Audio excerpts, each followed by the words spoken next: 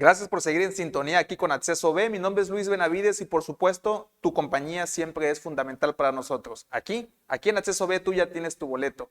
Y hoy vamos a platicar de un tema muy interesante que ha retumbado la agenda por lo menos las últimas 2 semanas.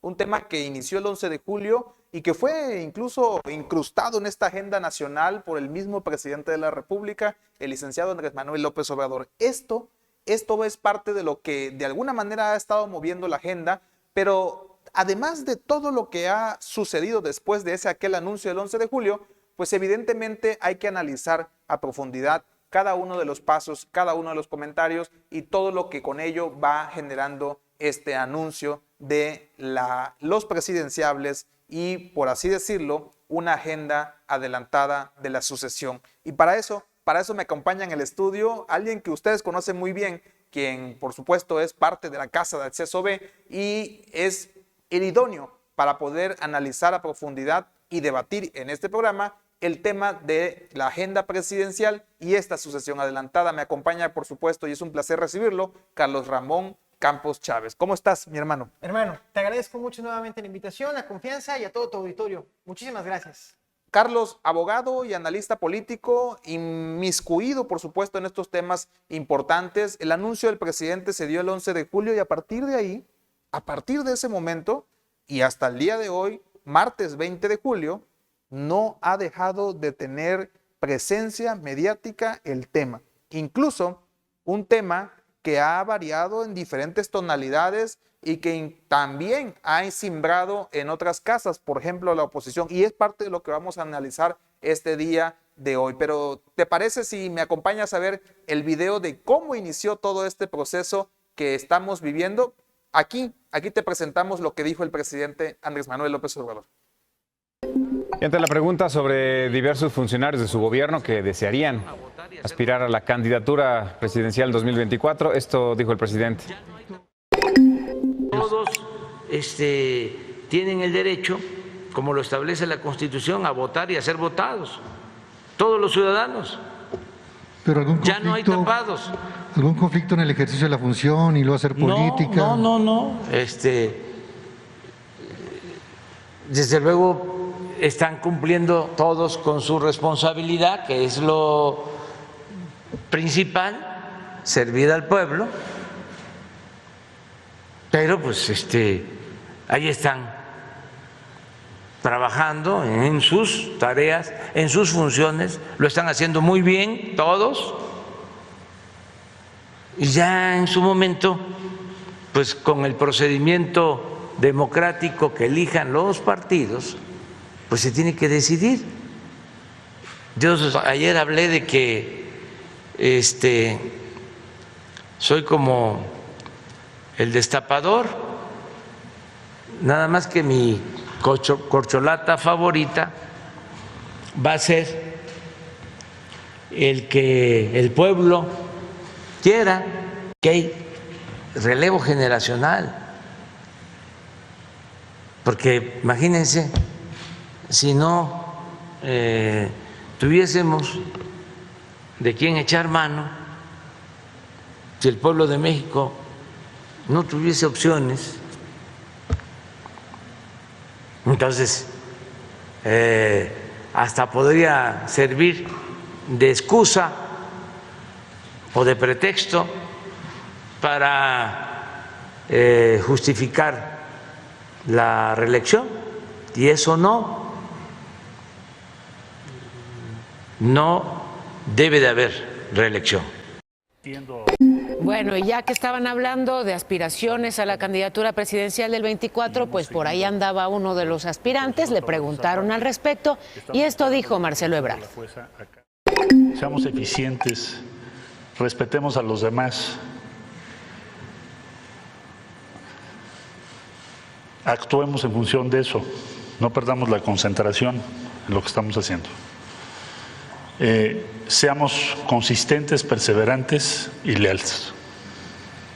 Y por supuesto que cuando se den las normas, lleguen los tiempos, estamos a la mitad del gobierno.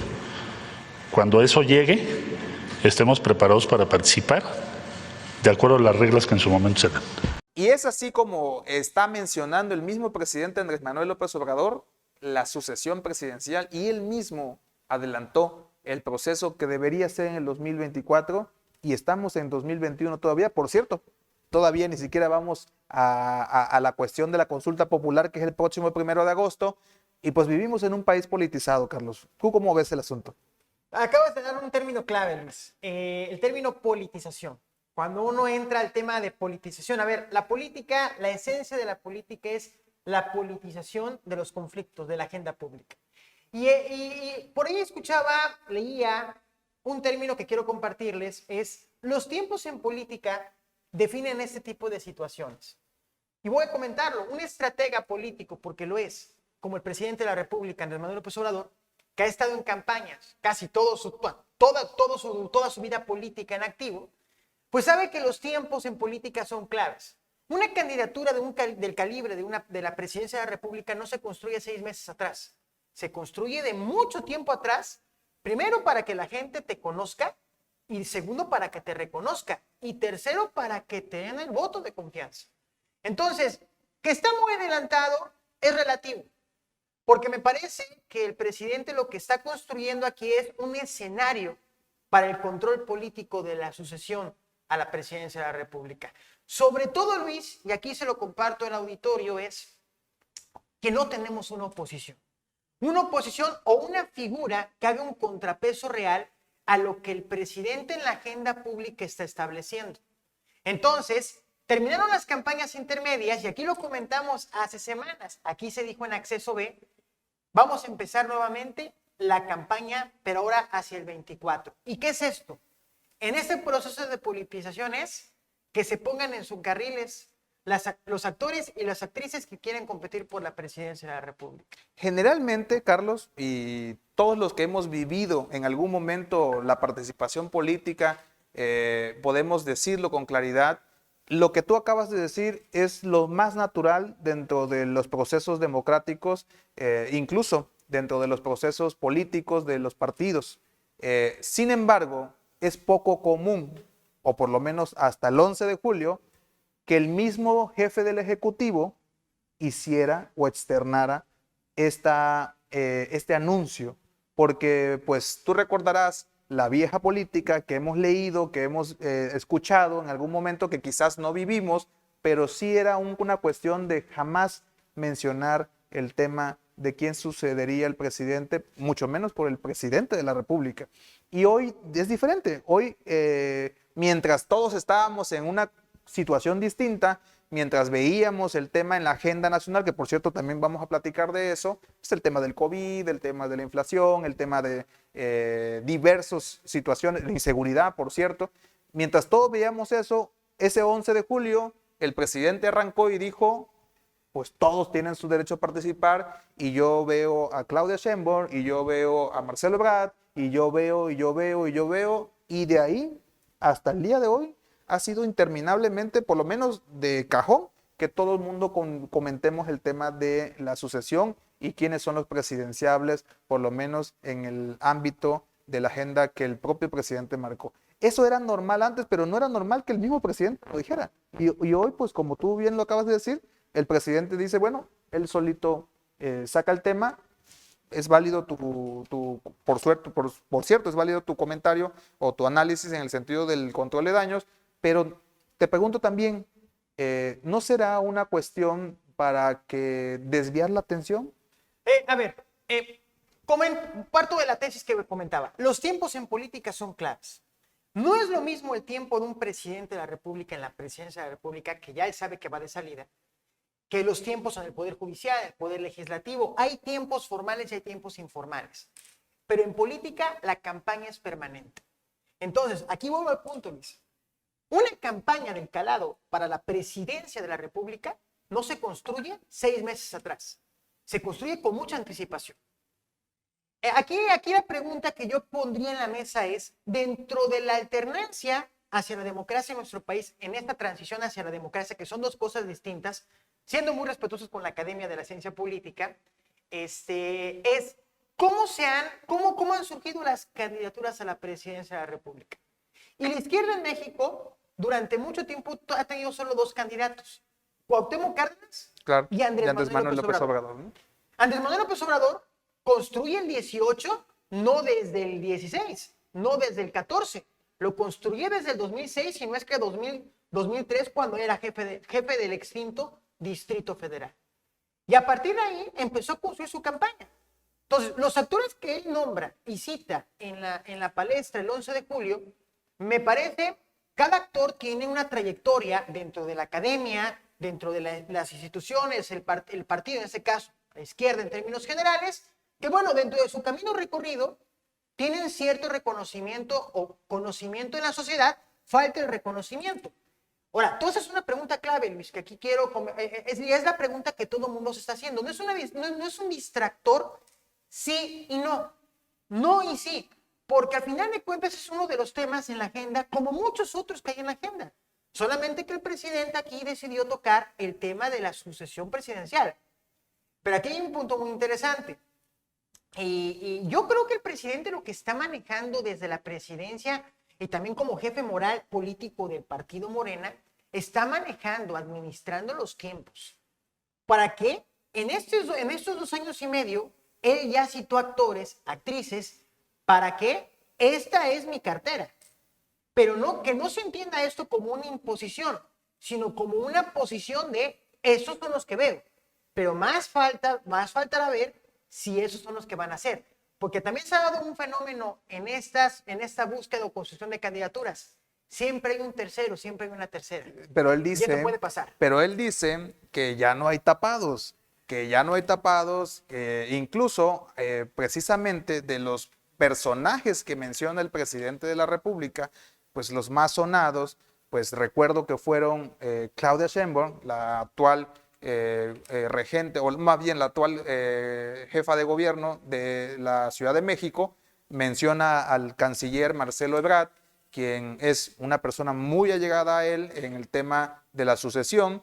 Menciona, por supuesto, a gente como Ricardo Salinas Pliego, también menciona a otras personalidades en el ámbito, pero también lo más llamativo de todo, que independientemente quizás se me vaya alguno por ahí que el presidente mencionó, también la ausencia de nombres que él mismo no emitió en su primera declaración, pues evidentemente hubo uno notable, ¿no? Que en el caso del senador Ricardo Monreal, quien efectivamente pareciera ser que dentro de los daños colaterales de no haber mencionado su nombre, pues evidentemente le dio agenda en el tema, ¿no? Y él, como experto ortodoxo político, como se define, es llamativo que haya subido al ring de manera natural en este contexto y hace declaraciones también muy pegadas a las de Marcelo Ebrard, donde precisamente, Carlos, fíjate lo interesante de todo esto,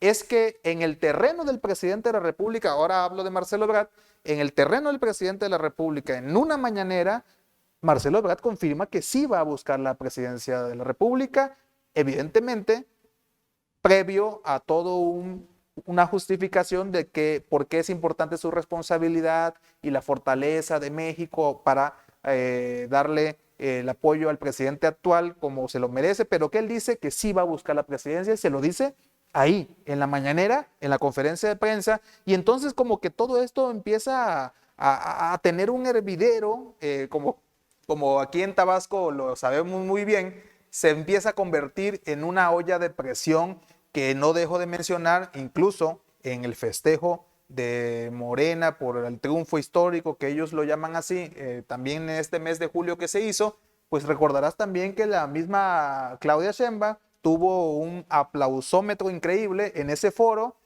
auspiciado por el dirigente de Morena. Entonces, yo veo que lo que está pasando, derivado hasta el día de hoy, pues sí, evidentemente generó toda una, de alguna manera, movilización mediática al respecto de lo que el presidente el 11 de julio dijo, ¿no? Fíjate, comentas aquí un acto muy interesante en política, que es el mencionarte y no mencionarte. Permítame hacer aquí un poquito. No, adelante, por favor. En el análisis del discurso del presidente, me parece que ayuda más a algunos no mencionarlos que mencionarlos. Coincido contigo. Porque no mencionarte implica que te está mencionando. Es cierto. Si yo tuviera aquí a Ricardo, el senador Ricardo Monreal, enfrente le diría, bueno, no lo mencionó, pero al final lo mencionó, porque al final es una figura política con una trayectoria muy importante desde la oposición. Sí, estuvo en un partido, pasó a otro partido, fue gobernador de Zacatecas, pero no deja de ser uno de esos pilares fundamentales de la construcción de la oposición moderna en este país. Y pieza clave para Y Manuel López pieza clave Obrador. para Claro. López Obrador. Entonces, el no mencionarlo implica que te mencionaron. Entonces, el silencio a veces dice más que el que te mencionan en el escenario. Entonces, a ver, el tema de Morena, vámonos a Morena más que como partido.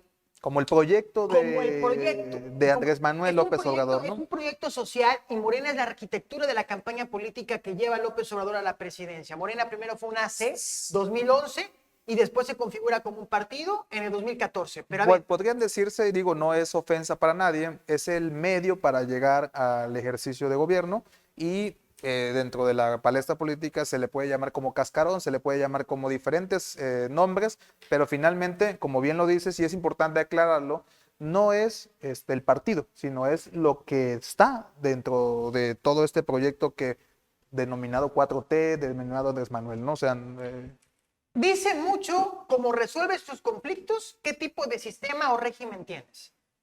Morena tiene tres grandes ADN, si me lo permiten así plantearlo en términos biológicos. El movimiento social de López Obrador, porque es un movimiento social, el de las tribus del PRD, y sí tiene parte del nacionalismo revolucionario del Partido Revolucionario Institucional, del PRI, del PRI antiguo. por supuesto. Por eso esta lógica del tapado, ¿por qué? ¿Por qué está mucho en la mesa? Porque en el régimen autoritario se imponían las candidaturas, desde presidencias municipales, gobernaturas, diputados, senadores, hasta el presidente de la República.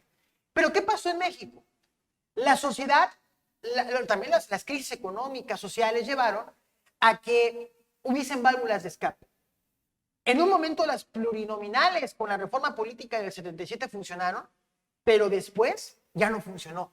Y era muy importante la construcción de un régimen electoral, político electoral, que permitiera canalizar esta bomba de presión en participaciones electorales. Morena, como tal, en esta configuración de su ADN político, más que una lógica de tapado es qué actores han construido dentro de Morena para tener un peso particular e imponerse en una candidatura. Y me parece, y ahí tiene mucha razón algunos actores que lo han mencionado, el método de las encuestas no les va a ser suficiente para parar un conflicto de gran calado si Morena no se pone de acuerdo internamente. De hecho, uno de los grandes, de alguna manera,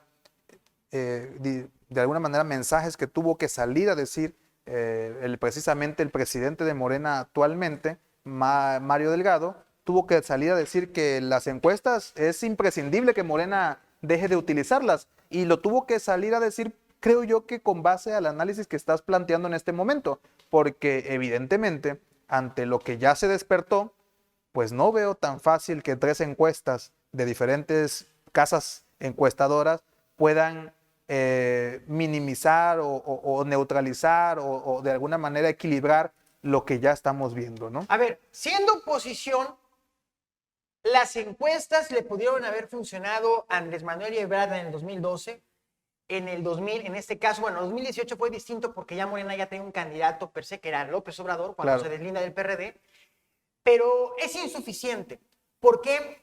Porque ya hay grupos que, si bien no tienen la fuerza social que López Obrador encabezó por mucho tiempo, que le permitió llegar a la candidatura a la presidencia, en el caso de Marcelo Ebrard, Sheinbaum, Ricardo Monreal y todos los demás, Tatiana Cloutier también, el doctor Juan Ramón de la Fuente, que es un académico muy, muy importante, vaya, y otros más que están en la mesa, este componente social de López Obrador no lo tienen.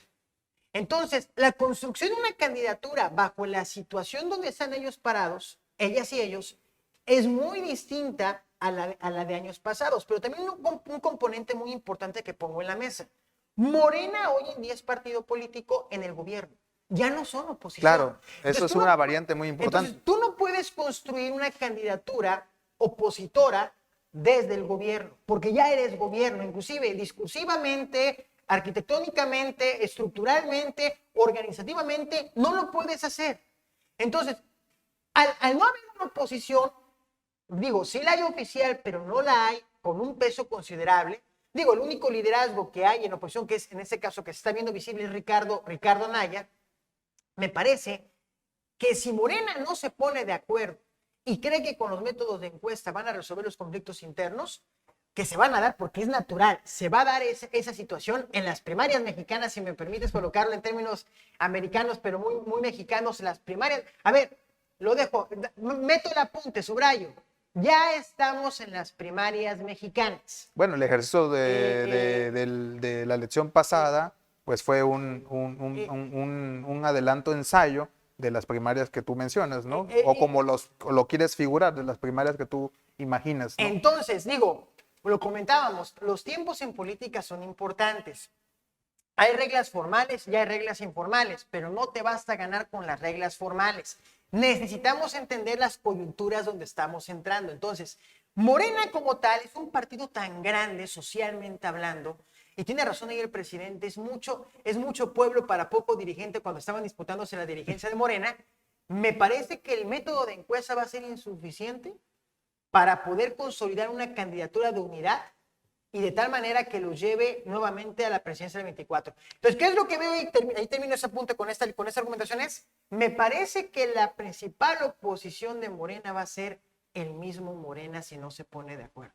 Bueno, precisamente este tema derivado, acabas de dar dos menciones que vamos a platicar también en esta mesa de análisis, pues evidentemente quiénes son los de alguna manera los presidenciables que no solamente el presidente mencionó, sino que también derivado de esa mención, pues se han empezado a impulsar ejercicios estadísticos de encuestas y vamos a platicar, de hecho, también lo vas a ir viendo en la pantalla para que vayas viendo cómo va evolucionando este tema y también vamos a pasar a la oposición, ¿no? Porque evidentemente sí dices claramente, Carlos, que existe una oposición oficial, pero pareciera ser que por ahora, dentro de este round en la batalla que se está viendo ya en esta sucesión adelantada, pues no figuró o no figura la oposición. Pero bueno, vamos por partes y parte de lo que el presidente mencionó, los nombres que mencionó, como ya lo decíamos, era Marcelo Ebrard, Claudia Sheinbaum, pero también mencionó, hace un momento mencioné un nombre erróneo, pero mencionó a Esteban Moctezuma Barragán, embajador en Estados Unidos de México, a Juan Ramón de la Fuente, embajador de México en la ONU,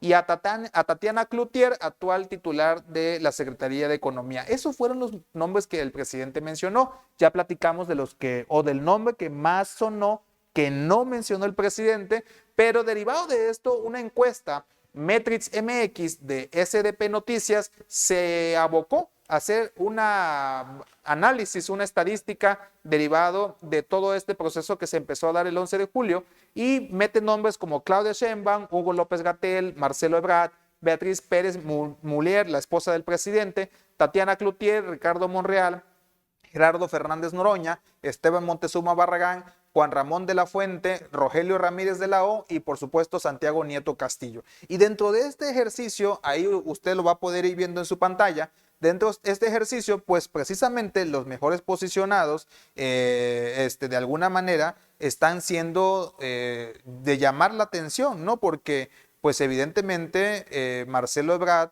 por ejemplo, empata con Tatiana Cloutier, en un sentido de reconocimiento importante, y por ahí pues la que lleva a la delantera es Claudia Sheinbaum. Entonces, todo esto que acabas de decir, precisamente por eso traigo a colación el tema de la encuesta, porque evidentemente cómo se están viendo los números, cómo se está viendo todo este proceso, y no veo con prontitud, por lo menos, que ahorita todas estas figuras que de alguna manera están saliendo con buenos números estén pensando en ceder la posibilidad de ser ellos los elegidos para abanderar a su partido en la sucesión 2024, ¿no? A ver, estamos a mediados del 2021. En efecto, sí es cierto, falta mucho para el 20, no para el 24, para el 23. Sí, 23, 24. Porque sí. el 23, en octubre empieza el proceso electoral a la presidencia, de elecciones federales. Pero una gente que quiere ser candidata fuerte en el 24, es porque en el 23 ya tiene una posición consolidada. ¿Qué le pasó al PRI y al PAN, o a este frente que construyeron en el 18, a los candidatos. Por un problema de posicionamiento positivo, Andrés Manuel, que ya traía un posicionamiento muy importante, que sirvió mucho en la elección del Estado de México, les permitió entrar en competencia y estar en competencia sobre todo. Entonces, la pregunta era, ¿cómo alcanzamos a López Obrador? Y sobre todo con las reglas electorales, de las campañas electorales en temas de comunicación política, era imposible numéricamente alcanzar una figura como López Obrador en un tiempo de campaña tan corto, tan pequeño. Regresando acá, por eso yo creo que 2 años y medio no es descabellado. Son las primarias mexicanas, con las reglas mexicanas, en la política mexicana. Si no camina, ahora bien, el solo hecho de caminar no te garantiza tener un adepto. Sí, claro. Tampoco, no, a ver. Hemos visto muchos ejemplos de mucha gente que ha caminado, pero es insuficiente. El país social, aquí viene un componente muy importante, el componente social. El componente social del 21 no va a ser el componente social del 23 y 24. ¿Por qué? Las secuelas del COVID-19. No se ve manera que las secuelas del COVID-19 se resuelvan en el corto plazo. Los populismos, y me voy a nivel internacional, aquí se lo comparto en el auditorio, las figuras como Donald Trump, por poner un ejemplo, Bolsonaro en Brasil, son figuras que surgen a raíz de las crisis coyunturales no resueltas en su momento. La crisis económico-financiera del 2008, crisis políticas dentro de los países y otras más.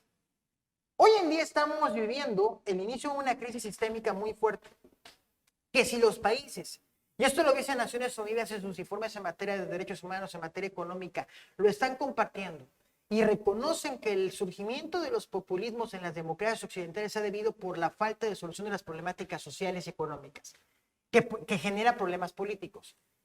Entonces, aquí voy a la afirmación.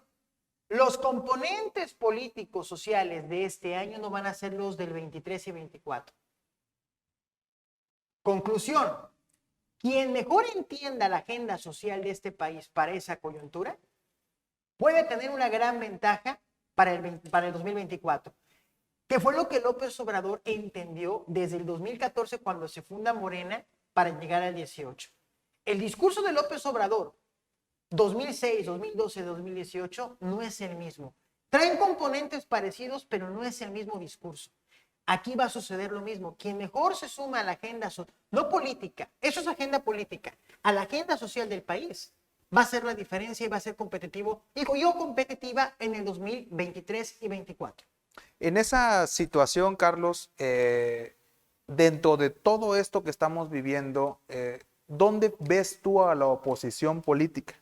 Es decir, tú sabes que el 2021 pues, fue marcada por una elección, como tú la definías igual aquí en la mesa de análisis, unas primarias o al adelanto de unas primarias, haciendo alusión a la democracia estadounidense, pero tú decías, bueno, parecía que evidentemente la oposición no entendió que tenía que hacer un bloque fuerte, unido, para poder enfrentar un proyecto como el que representa el presidente de la República. Y bueno, y ahí están los resultados. Es una elección que si bien parecía una oportunidad para que la oposición avanzara, pues resultó que no, ¿no? O sea, resultó que pues básicamente quedaron tablas. El presidente, bueno, salió con buenos números, derivado que lleva un poco más de 2 años de gobierno, terminó con buenos números, pero finalmente la oposición también avanzó, pero no del todo, ¿no? O sea, no hubo ese boom que hubiéramos esperado de alguna manera, o que nos imaginaban o que nos contaban los líderes de oposición que iban a lograr. No hubo esa situación. Y sin embargo, en esta sucesión adelantada que el presidente de la República mismo ha adelantado, pues vemos que también la oposición está de alguna manera navegando sin rumbo. Y aquí hago la mención, ¿cómo lo ves tú?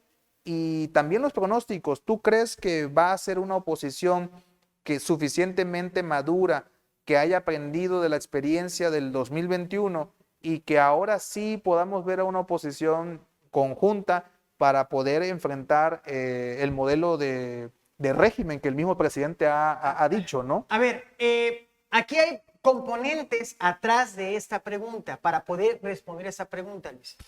El sistema de partidos en nuestro país se ha desfigurado por un componente de un problema de credibilidad, de legitimidad.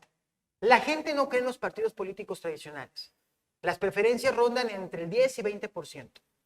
Entonces, esto no es un tema de números, es un tema de calidad de liderazgos, credibilidad y el discurso político. La pregunta que aquí yo haría es, ¿cuál es el proyecto alternativo de López Obrador que trae la oposición? Y yo no veo hasta este momento un proyecto alternativo a lo que Andrés Manuel como presidente está proponiendo. Entonces, si no se configura un proyecto alternativo, es complicado construir una campaña a la presidencia de la República. Porque la gente votó la pasada elección y le volvió a refrendar, aunque Morena perdió entre 3 y 4 millones de votos en números efectivos, aquí lo comentamos en la mesa. O sea, Morena gana territorio político electoral, pero pierde número efectivo de votos, eso hay que reconocerlo. El único partido que gana es Movimiento Ciudadano, 1 millón de votos, pero tampoco le da para competir como un partido de carácter nacional.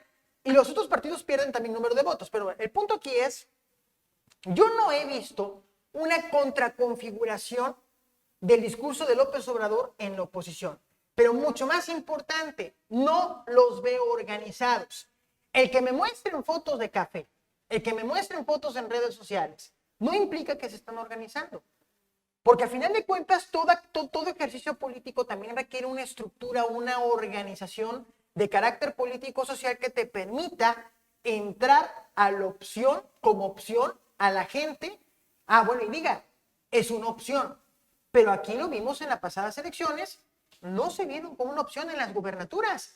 No ganaron las gubernaturas, las ganó Morena nada más. Entonces, yo lo que creo es que por eso es muy importante las coyunturas pro-COVID, o sea, en el post-COVID, intra y post-COVID. ¿Qué va a pasar con el país de este año al 2023? Falta mucho tiempo y me voy al 2006. La candidatura de López Obrador para el 2006 se configura del 2003 para adelante. Se fortalece con el tema del desafuero en el 2005, abril 2005. Felipe Calderón, ¿quién era Felipe Calderón previo al 2006? Era secretario de Energía, otro cargo que había tenido muy importante en el gobierno federal, pero fue un candidato que salió el último año, antes de la elección presidencial. A lo que voy ahorita en esa elección, para el 2012-2018, bueno, ya se veían figuras, Enrique Peña Nieto como gobernador del Estado de México, Andrés Manuel como líder opositor, ¿no? Pero aquí el punto clave es el siguiente, 2018, bueno, fue otra la configuración. Aquí el punto es que los tiempos en política son distintos en cada sexenio, por las coyunturas que se van presentando. ¿Quién esperaba el tema del COVID? Si el COVID-19 no hubiese aparecido, lo comento, ahí están los números de las encuestas, Donald Trump se hubiese reelecto como presidente de los Estados Unidos. Pero vino el COVID-19, una mala gestión por parte del gobierno americano encabezado por Donald Trump, consecuencia, gana Joe Biden. Entonces, faltan muchos acontecimientos. O sea, la reflexión es, faltan muchos acontecimientos de aquí al 23, o de aquí a finales, yo diría finales del 22, principios del 23, para poder presentar ya de estos números, de estos 10, 15 aspirantes que tenemos, 2 o 3 que marquen una diferencia. Aquí la pregunta que yo haría es, ¿quiénes van a llegar a la recta final? Y así como son importantes los mencionados, como lo comenté, los no mencionados también. Fíjate que en esa situación, aquí ya respondes una pregunta muy importante de la que hice. No parece ser, por lo menos hasta ahora o hasta el momento, que la oposición no se está organizando, que la oposición no está analizando el proyecto alternativo que pudiera presentarse para contrastar el proyecto que representa Andrés Manuel López Obrador y todo lo que lo acompaña. Pero en ese sentido queremos ver que una vez más el presidente, dentro de su análisis y por qué lo lanza y por qué lo dice dentro de la mañanera y todo este contexto que ha generado, pues le vuelve a ganar la agenda a la oposición política en este contexto, ¿no? Por lo pronto, en este round lo vemos ya un poco, de alguna manera, en desventaja a la oposición, mientras no presenten eso que tú bien puntualizas, el ejercicio, el proyecto, el análisis la propuesta de por qué de alguna manera ellos pudieran hacer un contraste al frente de lo que hoy encabeza Andrés Manuel López Obrador. Y eso pues nos llama la atención, y derivado de eso, pues también me gustaría que ahí en la pantalla usted pudiera ver de alguna manera cómo va la medición de los partidos políticos rumbo a esta sucesión, y eso es importante medirlo también.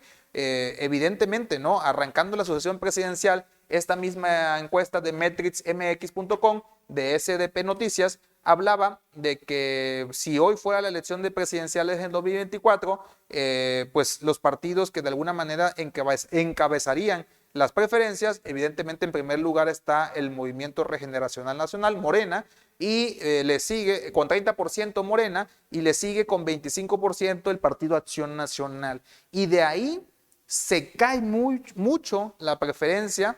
En lo inmediato, el siguiente partido que figura es el Partido Revolucionario Institucional, el PRI, y pues prácticamente muy lejano de los dos primeros que te menciono, porque Morena con el 30% de preferencia, el PAN con el 25% de preferencia, y de ahí el tercero sería el PRI con el 12% de preferencia, y, oh sorpresa, Movimiento Ciudadano, que es lo que tú mencionabas y lo que hemos venido analizando, pues alcanza un 10% de preferencia, muy importante, son 2 dígitos ya los que alcanza, y de ahí pues el PRD, PT, todos los demás partidos verde ecologista no figuran como una oposición que pudieran proponer a una figura política y nombrarla candidato a la presidencia de sus partidos, o incluso si la oposición se alía, de alguna coalición o alguna alianza que pudieran hacer. Y eso es de llamar la atención.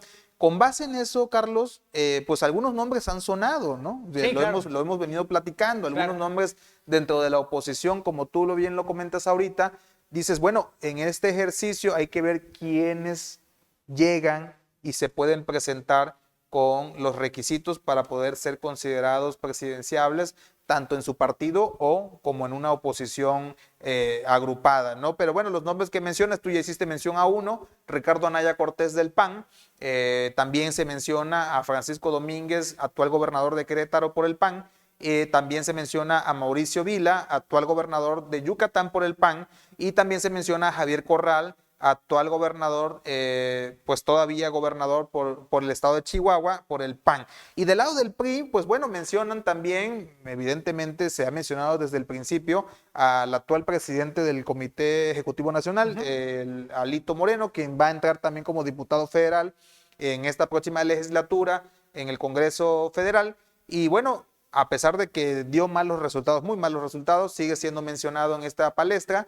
Está también Alfredo del Mazo, actual gobernador del Estado de México, quien va a su prueba el próximo año para ver si retiene o le entrega el gobierno a Morena en el Estado de México. Y también se menciona, bueno, más que mencionarse, él mismo ya lo hizo público, Enrique de la Madrid dice, yo quiero ser considerado para, de alguna manera, abanderar una coalición que, por cierto, todavía no sabemos si va a haber, ¿no? Y bueno, y también se mencionan por ahí nombres como el de Alejandro Murat, actual gobernador del PRI en Oaxaca, y por el lado de MC, el más consolidado, de alguna manera, Movimiento Ciudadano me refiero, el que se menciona, por supuesto, es el actual gobernador de Jalisco, Enrique Alfaro. No se dejan de mencionar otros nombres, pero vuelvo a repetir, el más consolidado o con las bases más fuertes dentro de ese partido, pues sigue siendo Enrique Alfaro. Con todos estos nombres y con todas estas mediciones que nos están mostrando, y ya derivado de lo que tú mencionas,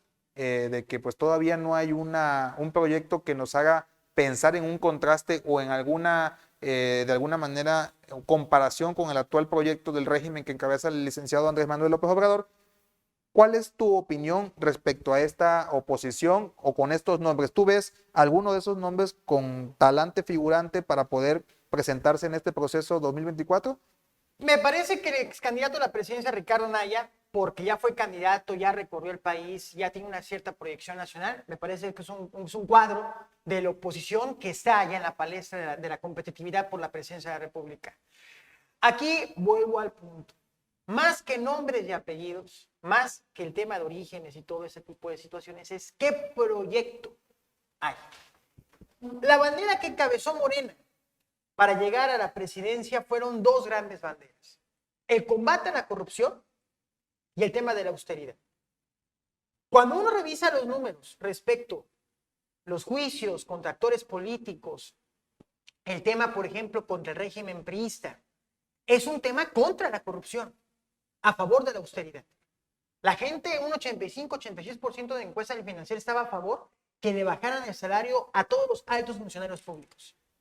Si uno revisa las encuestas con relación a la consulta ciudadana, que insisto, es actores políticos, no a expresidentes, cabe destacar. Que es importante mencionarlo. Y aquí lo platicamos, no es contra expresidentes, sino contra actores políticos. Y hago un paréntesis, si alguien desea ver la entrevista, bueno, el análisis que puntualmente también hicimos aquí en Acceso B, lo puede referir, ahí pueden entender perfectamente cómo se va a llevar a cabo la consulta popular, qué es lo que se está pidiendo que la ciudadanía vaya a votar y de alguna manera pues es importante aclararlo y qué bueno que lo haces porque ya estamos a próximo de vivirlo el 1 de agosto y pues la mayoría de los carteles, publicidad y demás habla de figuras presidenciables y realmente la pregunta no va ni siquiera con alguno de esos nombres dentro de esa boleta que vamos a ver el 1 de agosto. Sin embargo, uno le pregunta a la gente, ¿estás a favor o en contra de una consulta de ese tipo? La gente dice, estoy a favor. Estoy a favor, sí. Entonces, Es importante ver esa medición. A ver, Morena llega a la presidencia por un desgaste institucional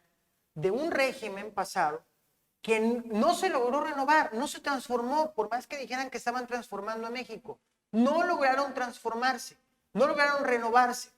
Entonces, de aquí al 24 están surgiendo nuevas problemáticas ante las coyunturas presentadas. La pregunta aquí correcta es, ¿cuál es el proyecto alternativo que se debe de construir a partir de todo eso que se está presentando? Y el asunto no solo es económico, social, es también moral. Es moral. Entonces, cuando uno ve nombres, habría que preguntar la historia de esos nombres. Porque una gente que ha tenido cuestiones de duda, de temas de corrupción, pues no puede vender una bandera pro honestidad valiente. Entonces, aquí hay que entender esta coyuntura social que se está presentando para poder saber cómo se va a configurar esa oposición. Pero un segundo elemento importante, Luis. Segundo elemento. La pregunta la dejo en el aire. ¿Quién de ellos y o de ellas tiene la capacidad para poder unir a la oposición sin conflictos internos? Y fíjate que acabas de rematar en el último punto que para analizar, porque es importante ver, querido auditorio, ver obviamente la forma en que expresan los liderazgos su opinión, los destapes que se han dado, los discursos que se han dado y buscar entre líneas y analizar esa parte. Y acabas de decir algo importante y hago mención a alguien en específico, a Ricardo Monreal, precisamente, quien después, evidentemente de que no fue mencionado, Carlos, y que todos lo vimos, que no fue mencionado por el presidente, él mismo se sube al ring, sale avante y demás, y hace una declaración temeraria incluso, ¿no? Bueno, vamos a definirla muy general y muy particular, no más que temeraria, donde dice él que él va a estar en la boleta y que le gustaría o esperaría que fuera en Morena. Pero esa afirmación ese análisis que él hace, pues nos deja mucho material para análisis, porque si estamos hablando de quién tiene la autoridad, quién puede unir a la oposición, podemos imaginar a un Ricardo Monreal, en el caso de que a Morena no le dé la oportunidad de ser candidato a la presidencia por ese partido, lo podemos imaginar encabezando una oposición. Yo lo que creo es que no va a ser una elección de 2, va a ser una elección de 3 o 4, hasta 5 candidatos. Se va a polarizar, van a haber opciones políticas. Y me parece que, insisto, vuelvo a Morena. Todo va a depender de cómo resuelva Morena sus conflictos internos, porque los van a tener. Y ya en su momento hablaremos de Tabasco, pero en Tabasco va a pasar lo mismo. Claro. Y en Tabasco se va a multiplicar más. Pero bueno, independientemente de ello si Morena no logra resolver esta lógica, no de unidad, a mí no me gusta el concepto de unidad, porque unidad es como muy dictatorial. Es autoritarismo puro, ¿no? Exactamente, no. A mí me gusta más el término de cohesión. ¿Cómo tú logras cohesionar todo este tejido multipolítico que te permita conseguir una candidatura de unidad? La candidatura de López Obrador de Juntos Haremos Historia en el 17-18, fue una candidatura estratégica porque sí logró sumar adeptos y distintos discursos a su movimiento. Y ahí están los partidos que formaron parte de, inclusive, gente de Acción Nacional que renuncia a su partido y se se suma Morena, vaya, ese tipo de sumas suman, vaya, y multiplican también. Entonces, vuelvo aquí a Morena. No va a estar la figura, el liderazgo de López Obrador, van a haber otros liderazgos. La pregunta es aquí, ¿cómo cohesionar este tejido multipolítico para construir una candidatura para el 18, para el 24? Si Morena no logra resolver esto bien, esta pregunta, este algoritmo político, vamos a plantearlo así, de aquí pueden venir rompimientos importantes que los lleven a otras fuerzas políticas. La otra pregunta es, ¿les alcanzará para que estas otras fuerzas políticas puedan presentar a esos candidatos o candidatas como otra opción política? Porque, a ver, parto de una premisa muy importante. La gente, por lo que yo estoy observando, no quiere nada con los viejos partidos políticos. Permítanme el término viejo, pero no quiere nada casi nada con los partidos políticos tradicionales. Quieren otra presentación política. Eso es importante como conclusión y pues finalmente este tema que en Acceso B no dejamos de buscar poder presentarles a ustedes este tipo de análisis para poder de alguna manera generar en ustedes una opinión y que participen y hagan parte de este proceso su opinión, pues evidentemente no va a acabar con esto. Todavía vamos a ver muchas cosas más. Bien acabas de decir, todavía falta Tabasco, todavía faltan otras cuestiones que analizar y por lo pronto lo que el presidente provocó, esta sucesión adelantada en su propia agenda presidencial, pues da mucho material por delante. Carlos, una última opinión al respecto de lo que también escuchamos del propio presidente aquí en Tabasco, refiriéndose a la cuestión de que sí existe la posibilidad de que, o no más bien existe la posibilidad, existe la invitación de que el gobernador del estado, el licenciado Dan Augusto López Hernández, se pueda integrar al gabinete presidencial o a un ejercicio del gobierno federal. ¿Cuál es tu opinión al respecto? ¿Cómo ves esa situación que aquí, pues, la semana pasada también lo hizo público el presidente? Es una buena pregunta de cierre porque va a permitir compartirles mi muy humilde opinión como ciudadano. A mí me preocuparía el desarrollo del Estado.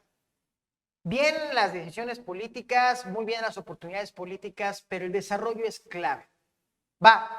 Tiene la oportunidad de una cartera federal, excelente, muchas felicidades al señor gobernador.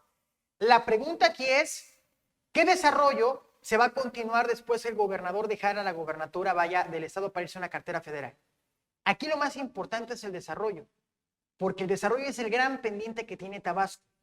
Sin desarrollo no hay crecimiento y sin crecimiento no hay destino para las y los tabasqueños. Entonces, muy bien, pero segunda pregunta también. ¿Qué va a pasar con la situación, la gobernabilidad política de la entidad? Porque es una realidad que ahorita hay una cierta estabilidad, hay una cierta gobernabilidad.